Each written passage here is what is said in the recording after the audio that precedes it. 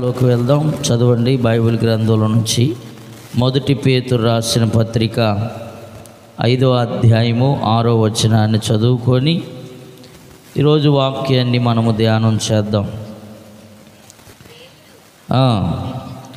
తగిన సమయమందు మిమ్మల్ని హెచ్చించినట్లు ఆయన బలిష్టమైన చేతి క్రింద దీన మనస్కులై ఉండండి. చాలు.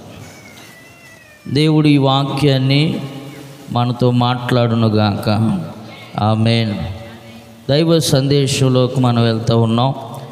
ఈరోజు వర్తమానం కొరకు మూలాంశముగా దేవుడు మనకిచ్చిన మాట, దేవుడు తగిన సమయమందు మిమ్మల్ని హెచ్చించినట్లు ఆయన బలిష్టమైన చేతి కింద దీన మనస్కులై ఉండండి.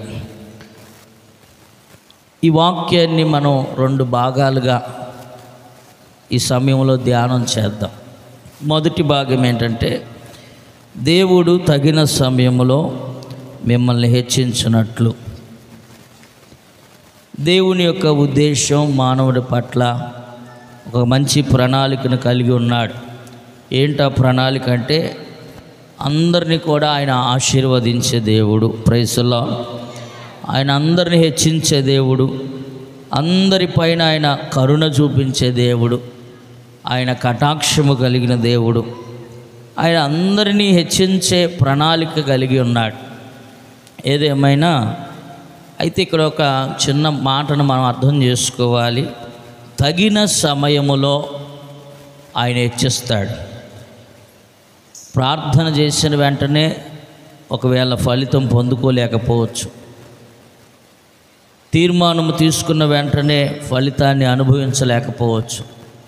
కానీ దేవుడు ఒక సమయాన్ని నిర్ణయిస్తాడు. ప్రసంగి కూడా 3వ అధ్యాయం 1వ వచనంలో సొలొమోను గారి ద్వారా రాయించబడిన ప్రసంగి గ్రంథంలో ప్రతిదానికి ఒక సమయము గలదు, ఆకాశము క్రింద ప్రతి ప్రయత్నానికి కూడా ఒక సమయము కలదంట. Praise the lord. ప్రతి దానికి కూడా ఒక సమయం దేవుడు నిర్ణయిస్తాడు. ప్రతిదానికి ప్రతి ప్రయత్నానికి కూడా దేవుడు ఒక ఖచ్చితమైన సమయాన్ని కేటాయించాడు.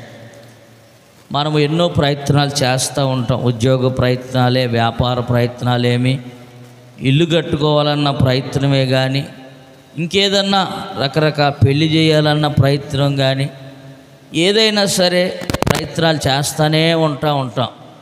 ఒక్కొక్కసారి ప్రయత్నాలు చేసి మనం ఓడిపోతూ ఉంటాం. ఓడిపోయి నిరాశతో దిగులు చెందుతూ ఉంటాం, దుఃఖపడుతూ ఉంటాం. అయ్యో, ఏంటి ఇంత ప్రయత్నాలు చేస్తున్నాం, ఎన్నిసార్లు ప్రయత్నించినా పెళ్లి చేయలేకపోతున్నానే, ఎన్నిసార్లు ఎగ్జామ్ రాసిన ఉద్యోగాన్ని సంపాదించుకోలేకపోతున్నానే, ఇల్లు కట్టుకోవాలని ఎంతో కాలంగా ప్రయత్నం చేస్తున్నాను, ఇల్లు కట్టుకోలేకపోతున్నానే, ఏంటి దేవుడు నా మీద ఏమన్నా కోపంగా ఉన్నాడా, ఏంటి నా ప్రయత్నాలన్నీ కూడా నీరుగారిపోయినట్లుగా ఉంటున్నాయి అని మనం ఒక్కొక్కసారి అసంతృప్తి చెందుతూ ఉంటాం, నిరాశ చెందుతూ ఉంటాం. కానీ దేవుని వాక్యం చెప్తా ఉంది, ఖచ్చితంగా ప్రతి దానికి కూడా ఒక సమయాన్ని దేవుడు నిర్ణయిస్తాడు. Praise the lord. ప్రతి ప్రయత్నానికి కూడా ఒక సమయాన్ని దేవుడు నిర్ణయిస్తాడు. బైబిల్ గ్రంథంలో కొంతమంది భక్తుల్ని మీకు పరిచయం చేస్తాను. ఆ భక్తులు ఏ రీతిగా ఫలితాన్ని పొందుకున్నారో, దేవుడు వారిని ఎలాగ హెచ్చించాడో మనము జ్ఞాపకం చేసుకున్నట్లయితే, మొదటిగా విశ్వాసులకు తండ్రి అయినటువంటి అబ్రహాము గారిని మనము జ్ఞాపకం చేసుకున్నట్లయితే, ఈ ఉదయకాలంలో అబ్రహాము గారికి దేవుడిచ్చిన ఒక వాగ్దానం 17వ అధ్యాయంలో ఒక చక్కని వాగ్దానాన్ని ఇచ్చాడు. చదువుదాం ఒక్కసారి. 17వ అధ్యాయము 1-2 వచనాలు చదవండి. ఆదికాండం. నీకును మధ్య నా నిబంధనను నిన్ను అత్యధికముగా అభివృద్ధి పొందించదనని అతనితో చెప్పెను. అబ్రహాము సాగిలపడి ఉండగా దేవుడు అతనితో మాట్లాడి, ఇదిగో నేను నియమించిన నా నిబంధన నీతో చేసి ఉన్నాను. దేవుడు చూడండి అబ్రహాముతో ఎప్పుడంటే 99 ఏండ్ల వాడైనప్పుడు ఇంచుమించుగా. ఇక అది నిండు వృద్ధాప్యం అనుకోవచ్చు. 99 సంవత్సరాలు వచ్చేసిన అబ్రహాముకి అప్పుడు ఒక వాగ్దానం చేస్తున్నాడు. అబ్రహాం, నేను సర్వశక్తి గల దేవుడను, నా సన్నిధిలో నడుచుచు నిందారహితుడివై ఉండుము, నాకును నీకును మధ్య ఒక నిబంధన నియమించి నిన్ను అత్యధికముగా ఆశీర్వాదిస్తాను అంటూ ఒక వాగ్దానం కూడా దేవుడు చేశాడు. నీకు నీ సంతానాన్ని నేను ఆశీర్వాదిస్తా అత్యధికంగా అనే మాట అనగానే ఈ 17వ అధ్యాయం 17వ వచనానికి వచ్చేసరికి అబ్రహాం అంట మనసులో నవ్వుకున్నాడంట. ఏంటయ్యా నాతో చతుర్లాడుతున్నావేంటి నువ్వు? నా సంతానం అభివృద్ధి పొందాలంటే నా కడుపున ఒకడు పుట్టాలి కదా. నా కడుపున ఒకడు పుట్టాలంటే నాకు 99 సంవత్సరాలు వచ్చేసినాయి. శారమ్మ కూడా ఇంచుమించుగా 90 ఏళ్ళు దాకా వచ్చేసి నేను ఇక రేపో మాపో అన్నట్టుగా మా బ్రతుకులు ఉంటే నిండు వృద్ధాప్యం వచ్చేసింది కదా, నన్నెలా నువ్వు ఆశీర్వదిస్తావు అనుకున్నాడేమో మనసులో. నవ్వాడంట. ఆ మాట కూడా చదవండి 17వ వచనాన్ని. అప్పుడు అబ్రహాము సాగిలపడి నవ్వి, సంతానం కలుగుతుందా 100 ఏళ్ల వానికి? 90 ఏళ్ల శారా కనిద్దా అని తన మనసులో నవ్వుకోవటం ప్రారంభించాడు. Praise the lord. మనము కూడా ఒక్కొక్కసారి దేవుడిచ్చిన వాగ్దానాలను బట్టి మనం నవ్వుకుంటూ ఉంటాం. ఇది జరుగుతుందా? ఇది నిజమేనా? అలాంటి ప్రశ్నలు లేవనెత్తిదంతా ఎవరంటే అపవాదిగాడు ఏం చేస్తాడంటే మన పక్కన కూర్చొని వాగ్దానాలు తీసుకుంటున్నావు, బాగానే ఉంది, వాక్యం ద్వారా దేవుడు నీతో మాట్లాడుతున్నాడు, అవి నెరవేరుతాయి అంటావా? అస్సలు నెరవేరవు. ఇంపాసిబుల్ అని పక్క నుండి పొల్లబెట్టి పొడుస్తూ ఉంటాడు. ఇంపాసిబుల్ అన్నవి దేవుడు పాసిబుల్ చేస్తాడు. Praise the lord. ఆయన సర్వశక్తిమంతుడు. ఆయన అబ్రహాం నవ్వుకున్నాడు. ఇదేంటి ఈ వయసులో నాకు ఆయన ప్రామిస్ చేస్తున్నాడు, ఆయన మాట ఇస్తే ఖచ్చితంగా నెరవేరుద్ది కదా. కానీ ఇది మామూలుగా జనరల్గా ఆలోచన చేస్తే అసాధ్యమైన పని అనుకొని ఆయన నవ్వేసాడు, అయిపోయింది. 18వ అధ్యాయం 12వ వచనానికి వచ్చేసరికి శారమ్మ గారు కూడా నవ్విందంట. చూడండి ఆ మాట కూడా ఒకసారి చదవండి. నేను బలము ఉడికిన దానను, నాకు సుఖము కలుగునా, నా యజమానుడు వృద్ధుడై ఉన్నాడు కదా అని తనలో తానే, బయటికి కాదు వీళ్ళు నవ్వింది, ఇద్దరు కూడా లోపల మనసులో నవ్వుకున్నారు. ఇది ఎలాగ సాధ్యమైద్ది, ఇది ఎలాగ జరిగిద్ది అని చెప్పి వాళ్ళు నవ్వుకున్నారు. ఆ కింద 14వ వచనంలో దేవుని యొక్క దూత చెప్తున్న ఒక చక్కని మాట ఈరోజు మనం చదువుకుందాం. యెహోవాకు అసాధ్యమైనది ఏదైనా ఉన్నదా? మీదటికి ఈ కాలమున నిర్ణయ కాలమందు నీ యొద్దకు తిరిగి వచ్చేదము, అప్పుడు శారాకు కుమారుడు కలుగుతాడు. Praise the lord. దేవునికి అసాధ్యమైనదంటూ ఏది కూడా లేదు. ఆయన తగిన సమయములో హెచ్చిస్తాడు. ఈరోజు మన మాట ఏంటంటే దేవుడు తగిన సమయంలో హెచ్చించున్నట్లు. ఆయన ఖచ్చితంగా హెచ్చిస్తాడు అనటానికి వీరినే తీసుకుందాం, అబ్రహాముని, శారమ్మను తీసుకుందాం. దేవుడు వాగ్దానం చేసినప్పుడు ఇద్దరు నవ్వుకున్నారు. కానీ దేవుని దూత చెప్పిన మాట ఏంటంటే దేవునికి అసాధ్యమైనదంటే ఏదీ లేదు, మీరు దీంట్లో అనుమానం పడాల్సిన అవసరం కూడా లేదు. ఆయన ఒక నిర్ణయ కాలం చెప్తాడు, ఆ కాలంలో ఖచ్చితంగా జరుగుతుంది. ప్రైజ్ ది లార్డ్ అని చెప్పారు. మరలా 22వ అధ్యాయం 21వ అధ్యాయంకి వచ్చేసరికి మొదటి వచనంలో యెహోవా తాను చెప్పిన ప్రకారముగా శారాను దర్శించిన యెహోవా తానిచ్చిన మాట చొప్పున శారాను గూర్చి చేసిన ఎట్లనగా దేవుడు అబ్రహాముతో చెప్పిన నిర్ణయ కాలములో శారా గర్భవతి అయి అతని ముసలితనమందు అతనికి కుమారుణ్ణి కనెను. Praise the lord. ఇక్కడ మనం గమనించాల్సిన ఒక మాట ఏంటంటే నిర్ణయ కాలం. దేవుడు తగిన సమయంలో హెచ్చిస్తాడు అంటే దేవుని మనస్సులో ఒక నిర్ణయ కాలం ఉంటుంది ప్రతి ఒక్కరి ఎడల. ప్రతి ఒక్కరి ఎడల ఒక నిర్ణయ కాలాన్ని ఆయన పెట్టుకుంటాడు. ఖచ్చితంగా నిర్ణయ కాలం వచ్చిన తర్వాత ఆయన ఆశీర్వదించడం ప్రారంభిస్తే దాన్ని ఎవ్వరూ కూడా ఆపలేరు. Praise the lord. ఏ శక్తులు కూడా ఆపలేవు, ఎవరో ఏ మనుష్యుడు కూడా ఆపలేడు. ఆ నిర్ణయ కాలం వచ్చేంత వరకు ఏం చేయాలంటే ఎదురు చూడాలి. అదే నిరీక్షణ అంటారు, అదే విశ్వాసం అంటారు. ఆ విశ్వాసముతో దేవుడు చేస్తాడు. వాగ్దానం ఇచ్చిన దేవుడు నమ్మదగినవాడు. ఆయనకు అసాధ్యమైనదంటూ ఏదైనా ఉన్నదా అని మనలో మనమే మన మనసుకు చెప్పుకోవాలి. నా మనసా ఎందుకో తొందరపడుతున్నావు, ఆయనకు అసాధ్యమైనదంటూ ఏదైనా ఉందా? ఒక నిర్ణయ కాలం వస్తుంది ఖచ్చితంగా. ఆ నిర్ణయ కాలంలో ఆయన నన్ను హెచ్చిస్తాడు అని మనలో మనమే చెప్పుకోవాలి మన ప్రాణానికి. Praise the lord. ఖచ్చితంగా ఆయన చేస్తాడు అనటానికి అబ్రహాము గారి యొక్క వయసు అది మరి నిండు వృద్ధాప్యము, ఇద్దరి వయసు ఉడిగిపోయింది. అయినా సరే మరి అలాంటి వారి పట్ల దేవుడు నిర్ణయ కాలం పెట్టుకొని ఒక గొప్ప సాక్షిగా ప్రపంచానికే ఒక నిలువెత్తు సాక్షిగా వారి ఇరువురు కూడా దేవుడు నిలబెట్టుకొని ఆ వాగ్దానం వారి పట్ల నెరవేర్చాడు. అలాగే మరొక వ్యక్తిని కూడా మనం బైబిల్ గ్రంథంలో చూసినట్లయితే ఆదికాండంలోనే ఒక ఆయనకి కలలుగానే ఒక అలవాటు ఉంది. అలవాటు అంటే దర్శన భావం కలిగిన వాడు అతడు. యవ్వన ప్రాయంలోనే చిన్న వయసులోనే దేవుని దర్శనాలు చూసేవాడు, కలలుగనేవాడు. మంచి మంచి ఆశీర్వాదపు కలలు గంటా ఉండేవాడు. దర్శనాలు కలలు రావటం అనేది దేవుడిచ్చే ఒక వరం. ఆత్మీయ వరాల్లో, ఆత్మ ఫలాల్లో అదొక వరం.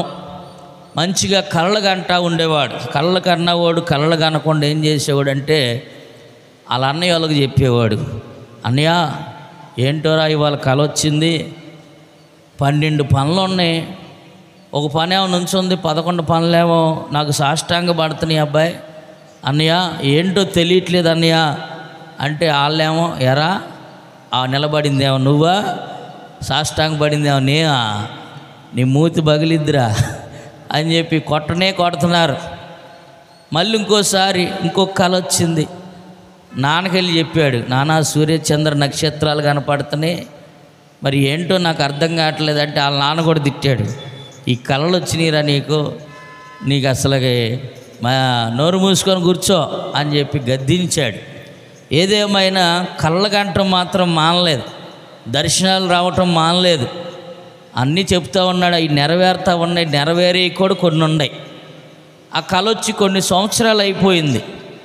యేసేపుకు కళ వచ్చి కొన్ని సంవత్సరాలు గడిచిపోయింది. కానీ ఆ కళ మాత్రం మర్చిపోవాలి యేసేపు. ఎందుకంటే దేవుడు ఒక నిర్ణయ కాలం ఇస్తాడు. ఆ తగిన కాలం వచ్చినప్పుడు ఖచ్చితంగా దేవుడు నన్ను నిలబెడతాడు అనే విశ్వాసంతోనే ఉన్నాడు. యేసేపు యొక్క జీవితంలో ఆయన పడిన కష్టాలు మామూలు కష్టాలు కాదు. ఎందుకంటే ఆయన అన్నల చేత తృణీకరించబడ్డాడు మొదటగా, ఆ తర్వాత గోతులో వేయబడ్డాడు, ఆ తర్వాత మోయాబీలకు అమ్మివేయబడ్డాడు, ఫరో ఇంట్లో పనికి కుదిరాడు, ఆ తర్వాత ఫరో భార్య చేత హింసించబడ్డాడు, ఆ తర్వాత చెరసాల్లో పెట్టబడ్డాడు. ఇలాంటి అవమానాలు ఒకటి తర్వాత ఒకటి. అక్కడ అన్ని చివరి మాట మనం గమనిస్తే అమ్మబడి, గోతులో వేయబడి, ఇవన్నీ బళ్ళు కనపడతాయి అన్నమాట. Praise the lord. వెనకాల పదాన్ని బడి బడి బడి అంటే ఈ బళ్ళన్నీ చదివేశాడు అన్నమాట ఈయన. Praise the lord. అన్ని బళ్ళు నేర్చుకున్నాడు పాఠాన్ని. ఓహో, అన్నల దగ్గర ఇలా ఉంటుందా, పోతేఫారు ఇంట్లో ఇలా ఉంటుందా పరిస్థితి, ఇక్కడ ఐగుప్తు దేశం ఇలా ఉంటాయా, అన్ని జీవిత పాఠాలన్నీ కూడా నేర్చుకున్నాడు. నేర్చుకొని చివరికి ఆ కళ మాత్రం మర్చిపోవట్లా. దేవుడు మాట ఇచ్చాడు కదా, నా పన నిలబడింది కదా, నన్ను నిజంగా నిలబెడతాడు దేవుడు, ఆయన అన్యాయస్తుడు కాదు, ఆయనకు అసాధ్యమైనదంటూ ఏదీ లేదని చెప్పి ఆయన ప్రార్థన చేసుకుంటున్నాడు. జైల్లో ఉన్నా ప్రార్థన చేసుకుంటున్నాడు, ఫరో ఇంట్లో ఉన్నా ప్రార్థన చేసుకుంటున్నాడు, పోతేఫారు ఇంట్లో ఉన్నా ప్రార్థన చేసుకుంటున్నాడు. ఒకానొక సమయం రానే వచ్చింది, దేవుడు నిర్ణయించిన కాలం రానే వచ్చింది. ఆ తగిన సమయంలో దేవుడు యేసేపును ఆశీర్వదించడం ప్రారంభించాడు. Praise the lord. ఆశీర్వదించడం ప్రారంభించాడు. ఎంతలాగా ఆశీర్వదించాడంటే ఇక రాజు తర్వాత నిర్ణయాలు తీసుకునే అంత వాటికి అంత స్థాయిలోకి తీసుకెళ్ళిపోయాడు. ఒక బానిసలాగా వచ్చిన వ్యక్తి, అందరి చేత గోతులోకి త్రోసివేయబడినటువంటి వ్యక్తి, అమ్మివేయబడిన బానిసలాగా కొనబడిన వ్యక్తి ప్రధానమంత్రి అవటం అంటే అది ఇంపాసిబుల్, అది సాధ్యమయ్యే పని కాదు. కానీ దేవునికి సమస్తము కూడా సాధ్యమే. ఆయన నిర్ణయించాడంటే వీడు ప్రధానమంత్రి అవ్వాలి అంటే దేవుడు ఖచ్చితంగా ఆ వ్యక్తిని ప్రధానమంత్రిగా నిలబెడతాడు. వీడిని ఒక ఉన్నత స్థితిలో ఉండాలని దేవుడు నిర్ణయించుకున్నాడంటే ఏ రీతిగైనా ఆయన నిలబెట్టగలిగిన సాధ్యము కలిగిన దేవుడు. Praise the lord. మనం ఆరాధిస్తున్న దేవుడు ఆయనకు అసాధ్యమైనదంటూ ఏదీ లేదు. అయితే ఇక్కడ మనం గమనించాల్సిన మాట ఏంటంటే తగిన సమయం, ఆ సమయం వచ్చే వరకు కూడా కొంచెం ఓర్పు కలిగి సహనముతో, విశ్వాసముతో, నిరీక్షణతో మనం దేవుని కొరకు ఎదురు చూస్తే మనము చదువుకున్న మాట ప్రకారంగా దేవుడు తగిన సమయమందు మిమ్మల్ని హెచ్చిస్తాడు. ఇలాగ మనము చదివితే ఎగ్జాంపుల్గా మొదటిగా అబ్రహామును గురించి ధ్యానం చేశాం, రెండవదిగా యేసేపును బట్టి ప్రార్థన ధ్యానం చేశాం. మరొక వ్యక్తిని కూడా మీకు జ్ఞాపకం చేస్తా. ఒక ఆయన ఉన్నాడు, గొర్రెలు మేపుకుంటా ఉన్నాడు, చిన్న వయసే కానీ మంచి రూపం కలిగిన వాడు, అందగాడు, ఇంట్లో నుంచి తృణీకరించబడిన వ్యక్తి ఆయన కూడా. కానీ దేవుడు ఒక ప్రణాళిక కలిగి ఉన్నాడు. ఏంటంటే ఈయన రాజు అవ్వాలి. గొర్రెలు కాసుకున్నవాడు రాజు అవ్వటం అనేది సాధ్యమేనా? అసాధ్యం. అది మానవులకైతే ఇంపాసిబుల్, కానీ దేవునికి సాధ్యం. ఒక దైవజనుడిని ప్రేరేపించాడు, అబ్బాయి నువ్వు అర్జెంటుగా తైల బొడ్డు తీసుకొని పలానోళ్ళు ఇంటికి వెళ్ళిపో, అక్కడ ఒక ఆయన్ని నేను చెప్తాను, ఆయన అభిషేకించే అంట. ఏమని అభిషేకించమంటారు అయ్యగారు? దేవా అంటే రాజుగా అభిషేకించాయి అన్నాడు. ఇదేంటి ఆయన రాజుగా అభిషేకించమంటారని చెప్పి మాట వెనకంజి వేయకోకుండా యెషయి ఇంటికి వెళ్ళాడు.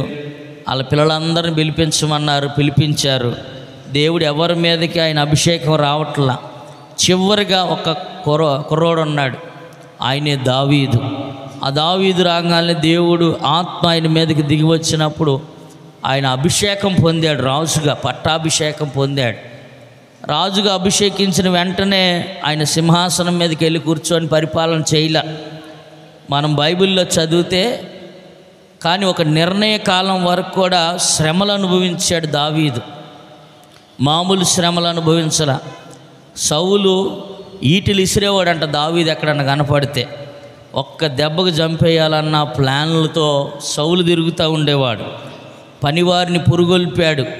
ఇంచుమించుగా మనం ధ్యానం చేస్తూ ఉంటే ఒక 7-8 సార్లు చంపేయాలన్న ప్రయత్నాలు చేశాడు. 18వ అధ్యాయం మొదలుకొని మొదటి సమూయేలు గ్రంథం 26వ అధ్యాయం వరకు కూడా సౌలు యొక్క ప్రయత్నాలు జరుగుతూనే ఉన్నాయి. దావీదు అక్కడున్నాడని ఇక్కడున్నాడని వెళ్ళిపోవడం, అక్కడ మాటు వేయటం, అక్కడ చంపేయాలని ఇలాంటి ప్రయత్నాలు జరుగుతూ ఉన్నాయి. కానీ ఒక సమయం వచ్చింది, దేవుని యొక్క నిర్ణయ కాలం వచ్చింది. దావీదును దేవుడు సింహాసనం మీద కూర్చోబెట్టాలని నిర్ణయించాడు, అంతే. 2వ సమూయేలు గ్రంథం 3వ అధ్యాయంకి వచ్చేసరికి సౌలు కుటుంబీకులు అంతకంతకు నీరసిల్లిపోయారంట. దావీదు ఏమో అంతకంతకు వర్ధిల్లుతూ వచ్చాడంట. ప్రైజ్ ది లార్డ్, హల్లెలూయా. ఎవడైతే దావీదును చంపేయాలనుకున్న కుటుంబీకులు అంతకంతకు నీరసిల్లిపోయారు. కుటుంబం నీరసించిపోయింది.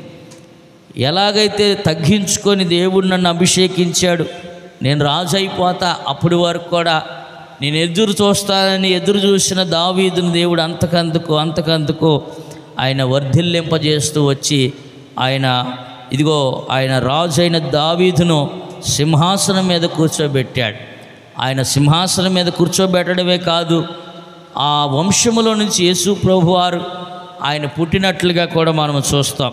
చూడండి, దేనికైనా సరే దేవుడు హెచ్చించడానికి ఒక తగిన సమయాన్ని ఆయన నిర్ణయిస్తాడు. ఆ నిర్ణయ కాలం వరకు కూడా మనం వేచి ఉండాలి. అందుకనే బైబిల్లో మనము చదువుకున్న మూలవాక్యంలో ఈ మాటను చదువుతూ ఉంటాం. ఇంకొక ఎగ్జాంపుల్ కూడా చెప్పి రెండో మాటలోకి వెళ్తా. మరొక ఎగ్జాంపుల్ మీకు చెప్తా, మీకు అర్థం అవటానికే ఈ ఉదాహరణలు చెప్తా ఉన్నాం. ఏదేమైనా మరి ఏలియా అనే ఒక గొప్ప దైవజనుడు ఉన్నాడు.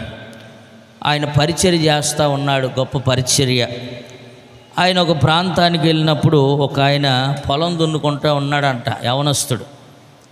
పొలం దున్నుకుంటూ ఉన్నప్పుడు ఆయన్ని పిలిచాడు, అబ్బాయి అవన్నీ విడిచిపెట్టేసి నా వెంబడి వచ్చేయి అని చెప్పగానే వెంటనే తన ఇంటికి వెళ్ళాడు. తన తల్లిదండ్రులను ముద్దు పెట్టుకొని మరి ఆ పాడి పంటల్ని పొలాలని అన్నీ వాళ్ళకి అప్పగించేసాడేమో. వచ్చి దైవజనుడిని వెంబడించాడు. వెంబడించిన వెంటనే ఏమి ఆశీర్వాదం పొందుకోలే, ఆయన ద్వారా ఏ మహత్కార్యాలు జరగల. కానీ ఏలియా ఉన్నంత వరకు కూడా ఎలీషా ఎటువంటి అద్భుత కార్యాలు చేసినట్లుగా ఎక్కడ కనిపించదు. ఎందుకంటే ఆయన వెనకాలే తిరిగేవాడు, ఆయన వెనకాల ఆయనకి మంచినీళ్ళు అందిస్తూ ఉండేవాడు, చేతుల మీద నీళ్లు పోసినట్లుగా చదువుతాం. అలాగే ఆయనకు ఉపచారం చేశాడు, పరిచర్య చేశాడు, కాళ్ళు నొక్కాడో ఒళ్ళు నొక్కాడో ఏం చేశాడో పరిచర్య అయితే చేశాడు ఎట్టి పరిస్థితుల్లో. నేను ఒక సాక్ష్యాన్ని విన్నా. సికింద్రాబాద్లో ఒక దైవజనుడు డేవిడ్ రాజ్ గారని, ఆయన గురించి నేను సాక్ష్యాన్ని వింటున్నప్పుడు ఒక గొప్ప సాక్ష్యం. 14 సంవత్సరాల పాటుగా ఒక దైవజనుడి దగ్గర డ్రైవర్గా చేశాడంట ఆయన. 14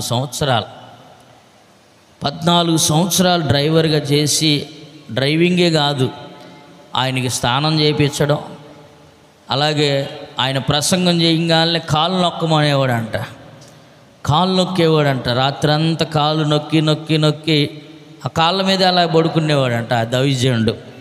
అలాగే ఇంట్లో పరిచర్య అంతా ఆయనకి భోజనం పెట్టడం కానీ, అన్నీ బట్టలు ఉతకటం కానీ A to Z వర్క్ చేసేవాడంట ఆ దైవజనుడు. అప్పుడు బ్రదర్గా ఉన్నాడు. 14 సంవత్సరాలు ఒక పాటకు కూడా అవకాశం ఇచ్చేవాడు కాదంట ఆ పాస్టర్ గారు. Praise the lord. ఒక పాటకు కూడా అవకాశం ఇచ్చేవాడు కాదు, నువ్వు ప్రసంగం చేయని కూడా చెప్పేవాడు కాదంట. అలాగ 14 సంవత్సరాలు చేసి ఆ దైవజనుడు ఎప్పుడైతే ప్రభు పిలుపు మేరకు పరలోకానికి వెళ్ళాడో అప్పుడు అభిషేకం ఆయన మీదకి వచ్చింది. అభిషేకము 2 పాళ్ళ అభిషేకం ఆయన మీదకి వచ్చింది. ఆయన ఒక గొప్ప పరిచర్య ఆ సికింద్రాబాద్, హైదరాబాద్ అలా ప్రాంతాల్లో ఒక ఉన్నతమైన పరిచర్య చేసి ఆయన ప్రభు సన్నిధికి వెళ్ళాడు. ఇప్పుడు వాళ్ళ పిల్లలు ఇప్పుడు గొప్ప పరిచర్య చేస్తూ ఉన్నారు. Praise the lord. హల్లెలూయా. ఒక తగిన కాలం దేవుడు నిర్ణయిస్తాడు, ఒక నిర్ణయ కాలం. ఈ కాలంలో ఎదురు చూసే అంత ఓపిక లేదు, ఓర్పు టైం కూడా ఎవరికి లేదు. ప్రజలకి వెంటనే అయిపోవాలి, కార్యం జరిగిపోవాలి, అంతే. జరగకపోతే నిరాశలోకి వెళ్ళిపోతారు. దేవుడు చెప్తున్నాడు ఆయన తగిన కాలములో హెచ్చించునుగాక. అలాగే ఏలియా దగ్గర ఎలీషా కూడా అలాగే పరిచర్య చేశాడు. కొన్ని సంవత్సరాలు పరిచర్య చేస్తూ ఇక ఆయన్ని అగ్ని రథాలు వచ్చినాయి. దేవుడు ఆయన్ని పరలోకానికి తీసుకొని వెళ్ళిపోబోతున్నాడు. ఆయన చివరిగా అడిగింది ఏంటంటే, అయ్యా నీకు కలిగిన ఆత్మ నాకు 2 పాళ్ళుగా నా మీదకి రావాలి, అట్టి ఆశీర్వాదం నాకు కావాలి, ఇంకేమొద్దు అని ఆయన అడిగి బ్రతులాడి ఏడ్చి నా సేవకుడా అని రొమ్ము కొట్టుకొని ఏడిస్తే ఆయన అగ్నిరథాలు తీసుకుని వెళ్ళిపోతున్నప్పుడు ఆ దుప్పటంట ఆయన మీద పడింది. ఎప్పుడైతే ఆ దుప్పటి ఏలియా దుప్పటి ఎలీషా మీద పడిందో దేవుడు ఆయన్ని ఇక వాడుకోవడం ప్రారంభించాడు. Praise the lord. ఏలియా 7 అద్భుతాలు చేస్తే ఎలీషా 14 అద్భుతాలు చేశాడు. నేను 2 రాజుల గ్రంథాన్ని చదువుతూ ఉన్నప్పుడు కొన్ని మార్కులు పెట్టుకున్నా, ఆ టిక్కులు పెట్టుకున్నా. అసలు ఎన్ని అద్భుతాలు చేశాడు ఈ గ్రంథంలో, ఎలీషా ద్వారా ఎన్ని అద్భుతాలు. అందరూ 14 అంటున్నారు, నిజమా కాదా? నేను చదివినప్పుడు నాకు వచ్చిన లెక్క ఎంత అంటే 28 అద్భుతాలు వచ్చినాయి. Praise the lord. మీకు ఆ సమయం ఉంటే తర్వాత రెఫరెన్స్లు అన్నీ ఇస్తాను, మీరు కూడా చదువుకోవచ్చు. అన్ని లెక్కేసుకుంటే ఆయన చేసిన ప్రతి అద్భుత కార్యాన్ని కౌంటింగ్ చేస్తే 28 అద్భుతాలు లెక్క వచ్చినాయి. ఏది ఏమైనా సరే ఒక తగిన కాలము వచ్చింది. ఎలీషా ద్వారా కూడా దేవుడు అద్భుత కార్యాలు చేయడం ప్రారంభించాడు. ఒక కాలము, నిర్ణయ కాలం వరకు కూడా ఎదురు చూడాలి. ఓపికతో ఎదురు చూసినప్పుడు దేవుడు ఖచ్చితంగా ఆయన ఆశీర్వదించే దేవుడే. మొదటి భాగంలో మనం చూస్తున్నాం ఆయన తగిన సమయంలో హెచ్చిస్తాడని. అయితే ఇక్కడ రెండో అసలు మాటలోకి మనం వస్తాం. ఇప్పుడు ఏంటంటే ఆయన ఆశీర్వదించిన తర్వాత, హెచ్చించిన తర్వాత ఎలా ఉండాలి అనేది మనకి ప్రాముఖ్యమైన మాట. ఆయన బలిష్టమైన చేతుల క్రింద ఎలా ఉండాలంట? దేన మనస్కులై ఉండాలి. Praise the lord. దేవుని సన్నిధికి వచ్చి ఉద్యోగాలు లేనివారు ఉద్యోగాలు పొందుకున్నారు, గర్భఫలాలు లేనివారు గర్భఫలాలు పొందుకుంటారు. ఏదైనా సరే దేవుని సన్నిధిలో అడిగినప్పుడు ఆయన ఇస్తాడు. ఆయనకు అసాధ్యమైనదంటూ ఏదీ లేదు. కానీ ఇచ్చిన ఆశీర్వాదాన్ని ఎలా నిలబెట్టుకోవాలి? ఈరోజు మన అంశం అది. ఎలాగ నిలబెట్టుకోవాలి? ఇప్పుడు దేవుడు ఆశీర్వదించాడు, ఒక మంచి ఉద్యోగం ఇచ్చాడు. ఆ ఉద్యోగాన్ని ఎలా నిలబెట్టుకోవాలంటే ఆ ఆన్సర్ చెప్తా ఉన్నాడు. ఆయన బలిష్టమైన చేతుల కింద ఎలా ఉండాలంట? దేన మనసు కలిగి ఉండాలి. Praise the lord. ఆశీర్వాదం పొందుకున్న తర్వాత కొంతమందికి టైం దొరకదు. మేలులు పొందుకున్న తర్వాత వారికి టైం దొరకదు. ఎందుకంటే మందిరంలో ఆరాధించడానికి టైం దొరకదు, దేవునితో సమయం గడపడానికి టైం దొరకదు. అస్సలు ఫుల్ బిజీ అయిపోతారు. ఎప్పుడన్నా అడిగామనుకోండి, ఏంటంటే మందిరానికి కూడా రావట్లేదు, ఆదివారం కూడా కనపడట్లేదు, ఏంటంటే ఎక్కడంటే ఉద్యోగంలో సెలవులు లేవు, అస్సలు వ్యాపారం బిజీగా ఉంటుంది, నేను లేకపోతే అసలు వ్యాపారం ఇక మళ్ళీ నష్టం వస్తుంది అని చెప్పి సాకులు చెప్పి తప్పించుకునేవారు కూడా ఉంటారు. ఏదేమైనా సరే నీకు ఇచ్చిన ఆశీర్వాదం నీకు చిరస్థాయిగా నిలిచి ఉండాలంటే, నువ్వు పొందుకున్న ఆ హెచ్చింపు అది నిలబడాలి అంటే మనం ఎలా ఉండాలంటే ఆయన చేతులు, బలిష్టమైన చేతుల కింద దేన మనసు కలిగి ఉండాలి. దేన మనసు ఎప్పుడైతే కలిగి ఉంటామో నిశ్చయముగా ఆయన ఇచ్చిన ఆశీర్వాదము మన మీద నిలిచి ఉండునుగాక. దేన మనసు కలిగి తగ్గించుకొని, ఎంత తగ్గించుకుంటే అంత హెచ్చించబడతామని వాక్యం సెలవిస్తూ ఉంది. హెచ్చించబడతాం, ఇంకా హెచ్చించబడతాం, ప్రమోషన్లు వస్తూ ఉంటాయి. దేవుడు ఇంకా అదే కాదు, దానికన్నా ఇంకా పై స్థాయి ఉద్యోగాన్ని కూడా ఇస్తాడు. పై స్థాయిగా ఇంకా మనం కాపాడుకోవాలి. కానీ ఇంకా అంతకంతకు ఆయన వర్ధిల్లింపజేస్తాడు. ఒక ప్రధానమంత్రిగా ఒక బానిసను చేసిన దేవుడు, గొర్రెలు కాసుకున్నవాడిని ఒక రాజుగా చేసిన దేవుడు నిన్ను ఒక ఉన్నతమైన స్థితిలో నిలబెట్టలేడా? ఖచ్చితంగా నిలబెడతాడు. అయితే ఆయన ఇచ్చిన ఆశీర్వాదాన్ని దావీదు కాపాడుకున్నాడు. ఆయన రాజు అయిన తర్వాత ప్రతి క్షణము, ప్రతి గడియ కూడా దేవుడి సన్నిధిలో పాటలు పాడుతూ స్తుతిస్తూ మరి ముమ్మారు ప్రార్థన చేసేవాడంట. 7 మార్లు స్తుతించేవాడు. ఎన్నో కీర్తనలు రాశాడు చక్కగా. ఆయన గత జీవితాన్ని అంతటిని కూడా తలంచుకుంటూ కీర్తనలు ఎన్నో రాసుకుంటూ వచ్చాడు, అనుభవాలన్నీ కూడా. మరి యేసేపు కూడా ఉద్యోగంకి వెళ్ళిన తర్వాత దేవుణ్ణి మర్చిపోలా, దేవుని సన్నిధిలో ఇంకా యథార్థంగా ఉండటం ప్రారంభించాడు, ఇంకా నమ్మకంగా ఉండటం ప్రారంభించాడు. మరి అబ్రహామును కూడా మనం జ్ఞాపకం చేసుకుంటే, అబ్రహాము కుమారుడు పుట్టగానే లేక దేవుణ్ణి మర్చిపోలా. దేవుడు ఒక ఎగ్జాంపుల్ పెట్టాడు, ఒక ఎగ్జామ్ పెట్టాడు. ఏంటా ఎగ్జామ్ అంటే, నీకు ఇచ్చిన ఒక కుమారుని దేవునికి ఇచ్చేయి, సమర్పించు అన్నప్పుడు వెంటనే సమర్పించడానికి కూడా వెనకంజేలా తగ్గించుకొని దేన మనస్కుడై ఆయన మోరియా పర్వతం మీదకి వెళ్ళి ఆ ఇస్సాకును బలి పశువుగా వధించడానికి సిద్ధమైపోతే దేవుడు చూసి కనికరపడ్డాడంట.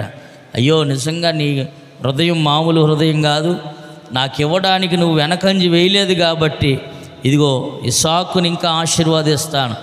ఇస్సాకు ద్వారా యాకోబు ఆశీర్వదించబడ్డాడు. యాకోబును బట్టి ఇదిగో 12 గోత్రాలుగా ఇశ్రాయేలు జనాంగం ఆశీర్వదించబడింది. ఆ 12 గోత్రాలుగా యూదా ప్రజలు, ఇశ్రాయేలు ప్రజలందరూ కూడా ఆశీర్వదించబడ్డారు. చూడండి, ఒక్క విషయంలో నమ్మకంగా ఉండటం వల్ల, ఒక విషయంలో దీన మనస్కులై తగ్గించుకొని ఉండటం వల్ల అత్యధికమైన మేలులు పొందుకున్న వారిని మనం బైబిల్ గ్రంథంలో చూస్తూ వస్తున్నాం.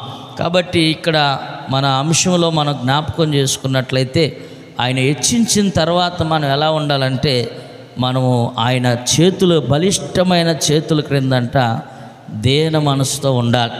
దీన మనసును గురించి అనేకమైన మాటలు బైబిల్ గ్రంథంలో మనం చదువుతాం. ఎవరైతే దీనులుగా తగ్గించుకుంటారో, నీతి కొరకు ఆకలి దప్పులు కలిగి ఉంటారో, మత్తయి సువార్తలో ధన్యులు ధన్యులు అని అనేక సార్లు కూడా అక్కడ రాయబడి ఉన్నాయి. చదువుదాం ఒక మాట. నీతి కొరకు ఆకలి దప్పులు గలవారు ధన్యులు, వారు తృప్తిపరచబడతారు. నీతి నిమిత్తము హింసించబడువారు ధన్యులు, పరలోక రాజ్యం వారిది. ఎవరైతే దీనులై తగ్గించుకుంటారో వారు హెచ్చించబడతారని కూడా మనము దేవుని వాక్యం ద్వారా మనం చదువుతూ ఉంటాం.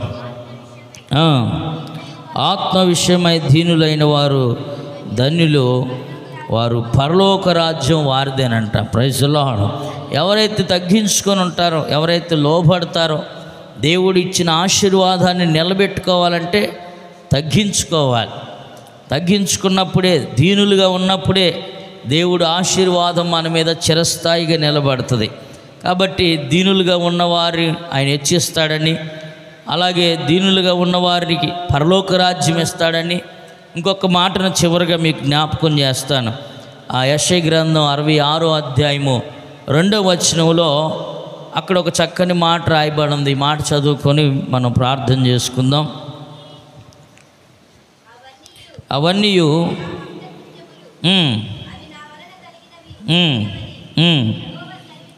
యెహోవా సెలవిచ్చున్నాడు, ఎవడు దీనుడై నలిగిన హృదయము గలవాడై నా మాట విని వణుకుచుండునో వానినే నేను దృష్టి ఉంచుతాను. Praise the lord.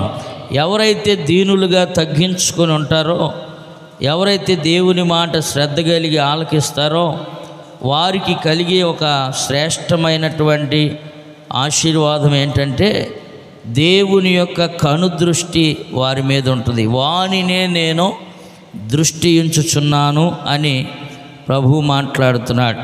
మనం తగ్గించుకుంటే దేవుని సన్నిధిలో వినయ భయభక్తులు కలిగి దేవుని సన్నిధిలో తగ్గించుకోవటం వల్ల ఇంకా మనం పొందుకోబోయే ఆశీర్వాదాలకి వారసుడిగాను వారసురాలుగా మార్చబడతాం. కాబట్టి ఈరోజు దేవుడు మనతో మాట్లాడిన సందేశం, దేవుడు తగిన కాలమందు ఆయన హెచ్చించినట్లుగా ఆయన బలిష్టమైన చేతుల క్రింద మనం దీన మనస్కులై తగ్గించుకొని దేవుని సన్నిధిలో ఆరాధిద్దాం. అట్టి ఆశీర్వాదము మేలులతో దేవుడు మనల్ని తృప్తిపరిచి దీవించి ఆశీర్వదించునుగాక. ఆమేన్, ఆమేన్.